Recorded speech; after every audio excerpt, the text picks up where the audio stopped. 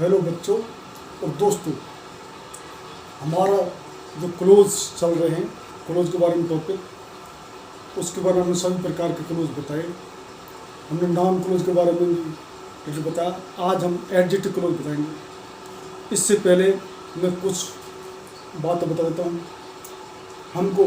हमने बिल्कुल simple sentence से शुरू किया था।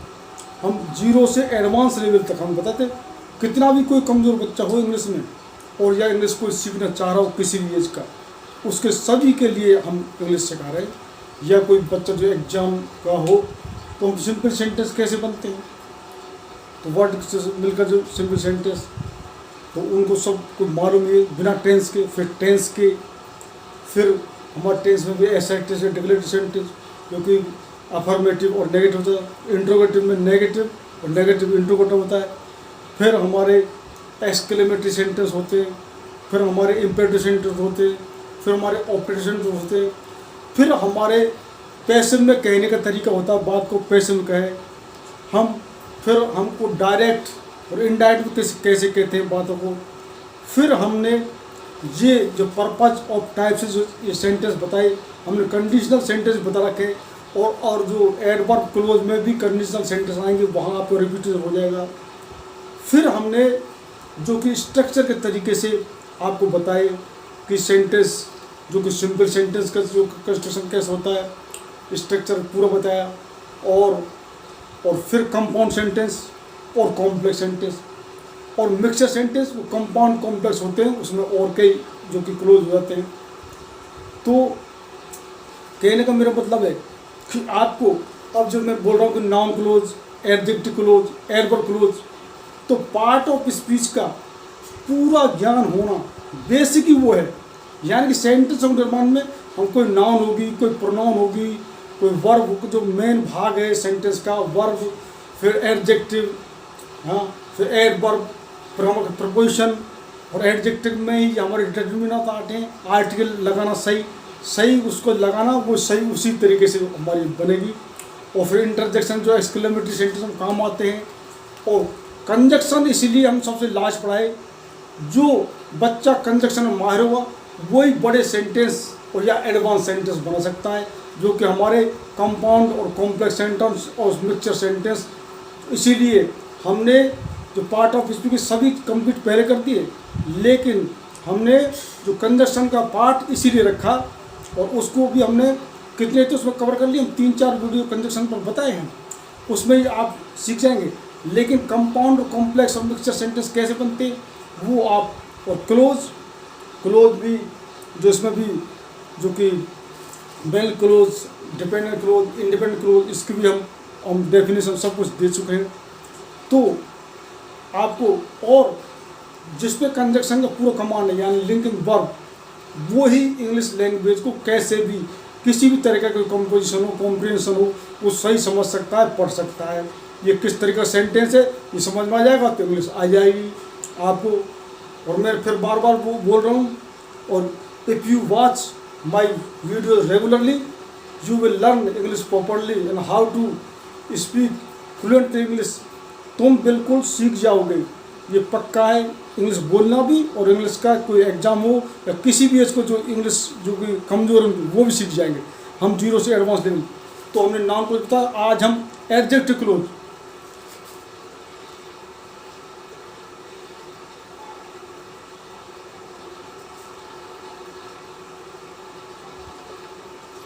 और इसको ही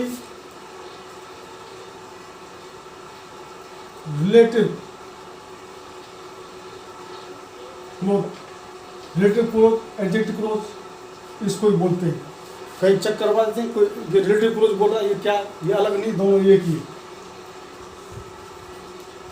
इनका जो कि संबंधवाचक उपवाक, क्लोज का मतलब होता है उपवाक। जब कंपाउंड कॉम्प्लेक्स सेंटेंस बातें बड़े सेंटेंस, तो उसमें क्लोज एक उपवाक होता है। तो इसमें जो कि हमारे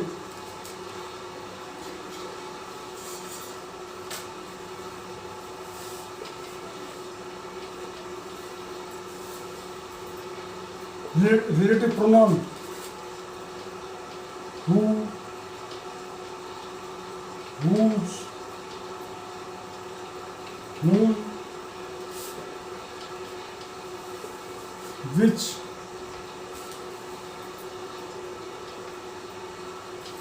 और that, और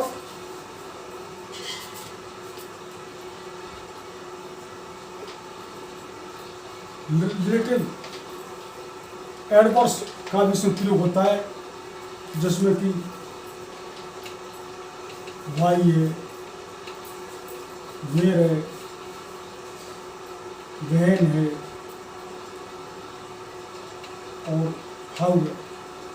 ये रिलेटिव एडवर्ब, इनको हमको कंजक्शन के रूप में, और ये जो कि ये सजीव के लिए हूँ इसका प्रयोग होला, और ये विच और दैट ये निर्जीव के लिए, और ये इनको WH वर्ड नहीं बोलते, रिलेटिव एडवर्ब बोलते हैं कि WH वर्ड इसको समझे, तो इनका हम प्रयोग इसमें बताएंगे। और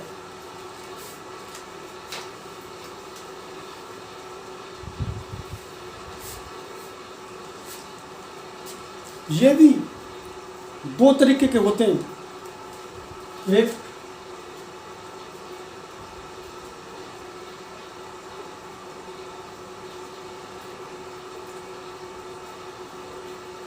डिफाइनिंग क्लोज और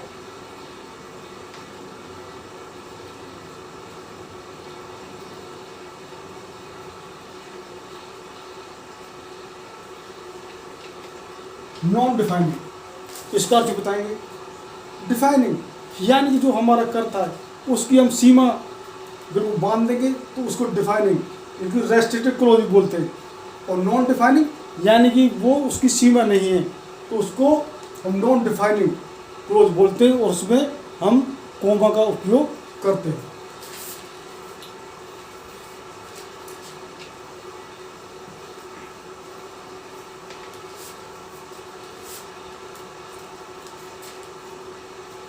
example, boys, the boys who attended the function was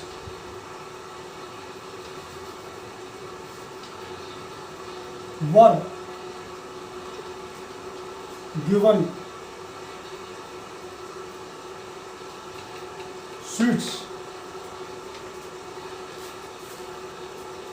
लड़के जिन्होंने फंक्शन अटेंड किया उनको मिठाई दी गई या मिठाई बांटी गई। ये और अभी हम ये है हमारा डिफाइनिंग।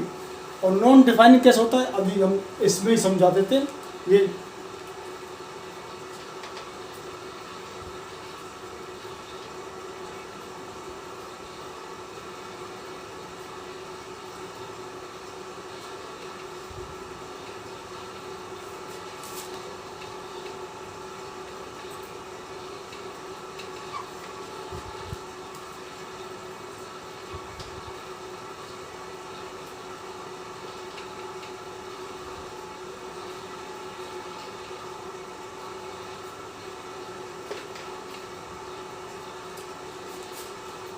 और हम यहाँ और यहाँ कॉमा लगा दें।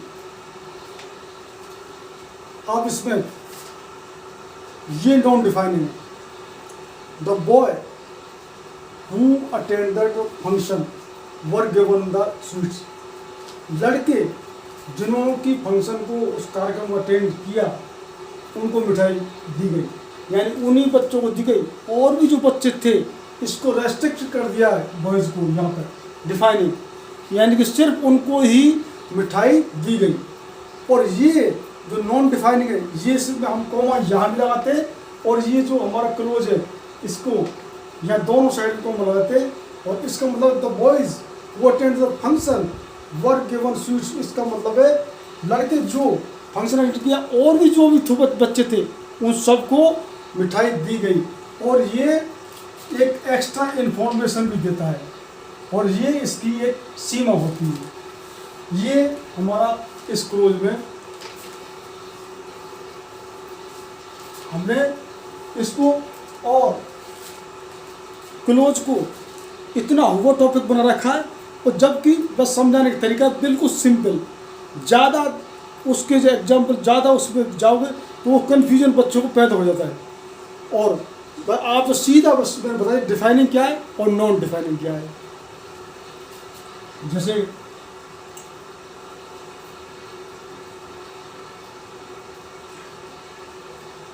माई सिस्टर हु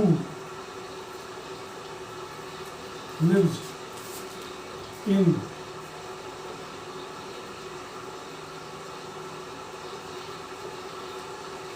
अमेरिका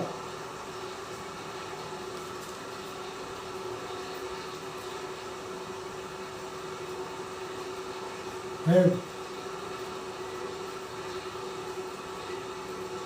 3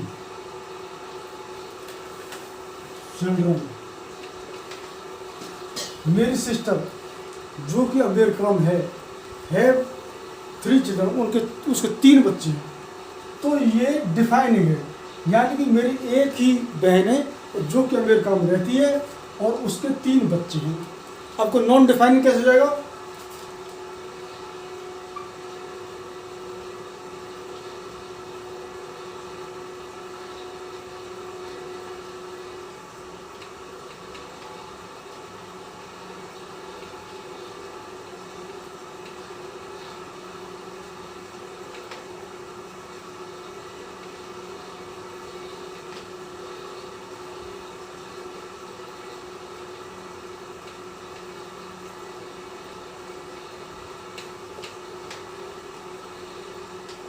मेरी सिस्टर जो कि अमेरिका में रहती है, या कॉमन लगा दिया यहाँ और यहाँ, इस क्लोज में हैव 3 चिल्ड्रन, यानी मेरी कई बहनें, उनमें से एक जो अमेरिका रहती है उसके 3 बच्चे हैं।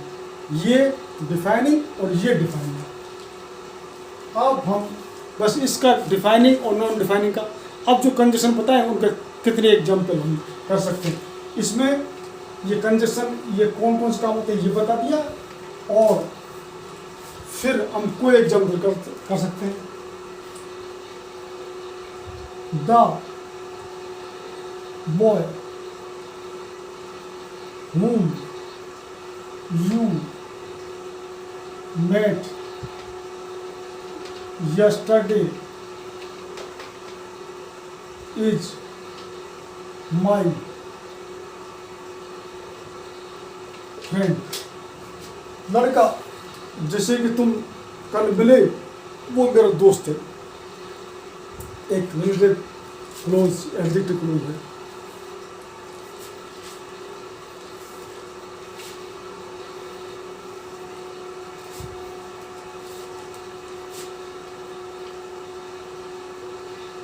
रमेश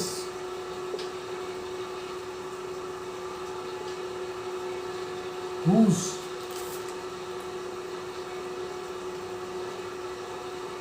father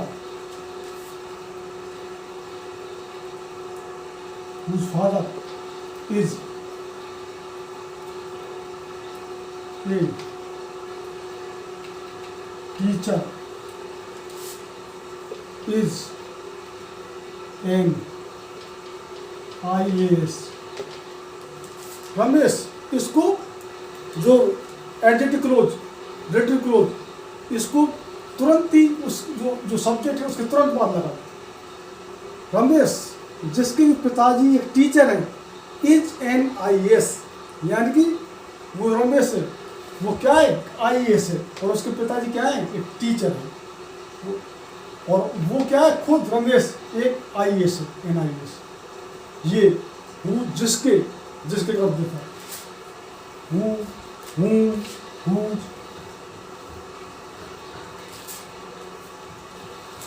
which और that ये निर्जीव के लिए।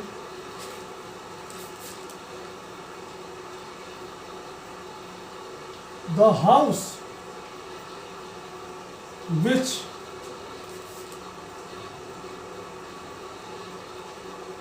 you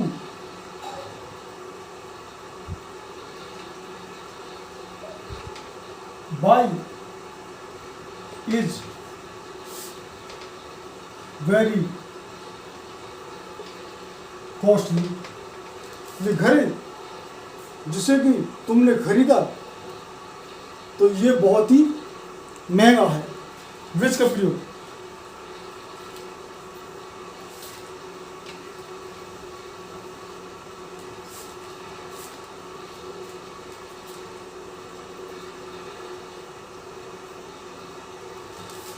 और इसी प्रकार अब हमारे जो रिलेटिव एडवर्ब में उनका भी हमने हु जिम इनका प्रयोग बता दिया। जैसे I don't know where he lives.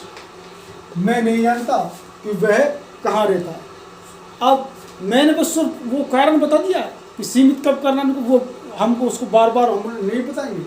हम तुमको एडजेक्टिव रेडिव को बता रहे कि बस सीमित का क्या अर्थ है और जो नॉन डिफाइनिंग है उसका क्या अर्थ है, डिफाइनिंग क्या अर्थ है, हम एक बार बता चुके हैं। अब सीधे I don't know where he lives, मैं नहीं जानता वो कहाँ रहता है।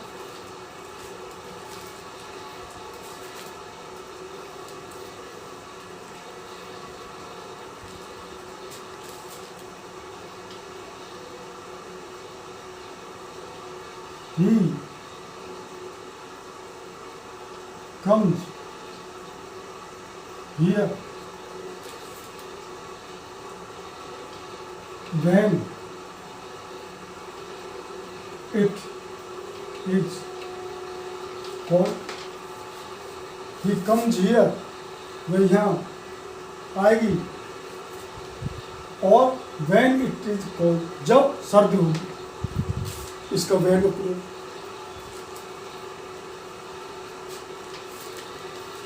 तो हमने कितने एग्जाम्पल दे सकते हैं।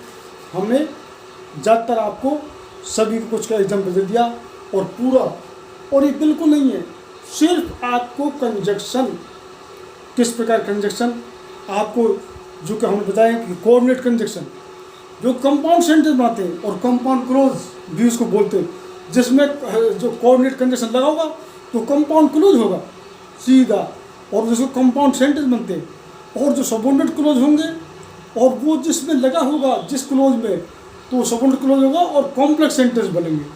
तो आपको जो कि कोऑर्डिनेट कंजक्शन और सबऑर्डिनेट कंजक्शन के बारे में बहुत अच्छी गहराई से उनको सेंटेंस बनाओ और सीखो। तो आप मैं पक्का वादा करता हूँ कि जो बच्चे मेरा रेगुलर फिर बता रहा हूँ ये देखेंगे तो चाहे कितना जीरो हो, वो जीरो लेवल से भी अब एडवांस लेवल भी सब कुछ मैं क्रम से बताऊंगा पूरा। तो अब आप ज़्यादा से ज़्यादा शेयर और सब्सक्राइब और लाइक करिए, और बहुत बहुत धन्यवाद।